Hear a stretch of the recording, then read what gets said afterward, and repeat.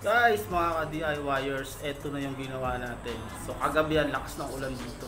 Yan o, tuyong-tuyo o. Talaga nga naman. Effective. Walang katagas-tagas. Yan o. Yan. Mga crack lang yan pero hindi yan tumutulong. Wala yan tulong. Tapos titingnan natin yung sahig. Dito natin makikita kung talaga may tagas siya. Yan o guys, tuyong-tuyo o. Tingnan nyo naman, oh, pati dito, oh. Yan, tuyong-tuyo. Walang katagas-tagas. Siyempre, yan naman talaga ang gagawa ng effort at tiyaga. Yan, oh, yan, oh.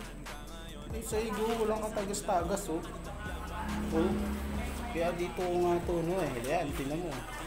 Walang tulo, oh, yung kotse. Dito na yan nakapark.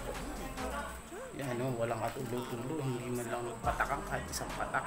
Pero kagabi napakalakas ng ulan dito sa amin. Yan, tuyo-tuyo yung ibabaw niyan. So hindi na natin kailangan ng mag-flood test sa waterproofing na ginawa natin na Bostik PUD waterproofing.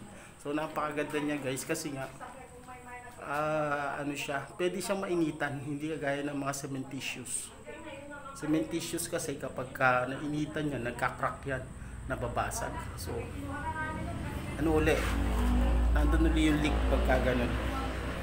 So rubberized kasi ang PUD, kaya maganda. Ayan, tuyo yung sahig. Wala mo lang kapatak-patak kahit isa.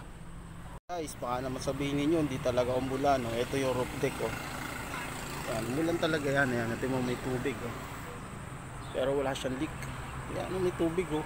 Yung mga mabababang part, talagang ano siya tawag dito, umulan tapos wala talaga na siyang leak. So thumbs up talaga tayo sa Bostik PUD waterproofing.